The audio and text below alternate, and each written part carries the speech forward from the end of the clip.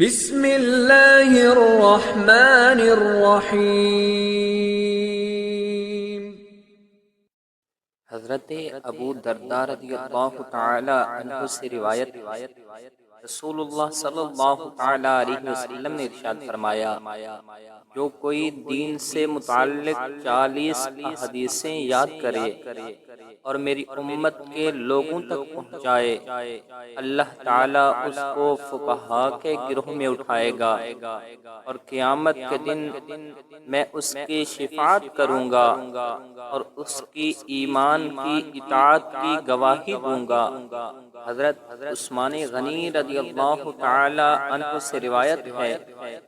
حضرت محمد مصطفیٰ صلی اللہ تعالی علیہ وسلم کا ارشاد گرامی ہے، تم میں سب سے بہتر وہ ہے جو قرآن پڑھے اور پڑھائے۔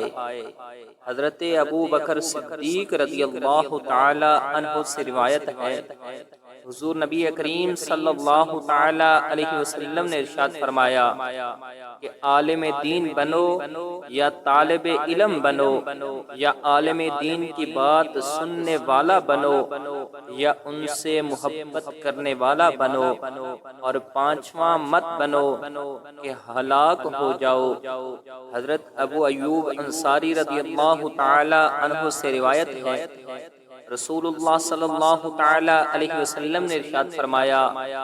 کہ مسلمان کے مسلمان پر 6 حق واجب ہیں،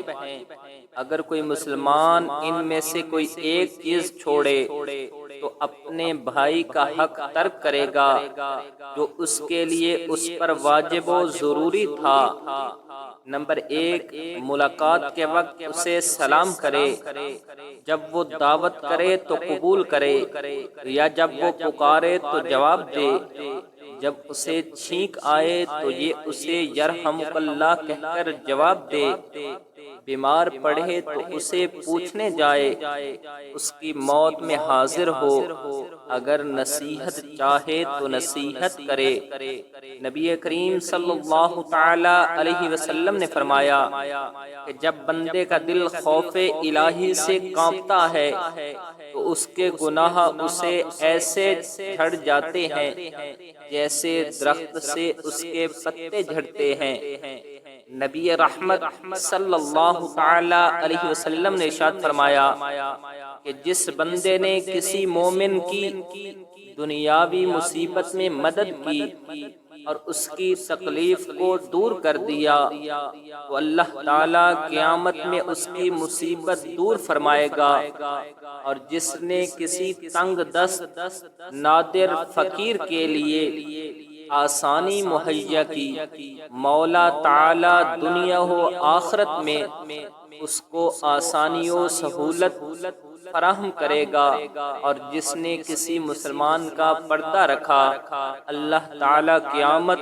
اور دنیا میں اس کی پردہ پوشی فرمائے گا۔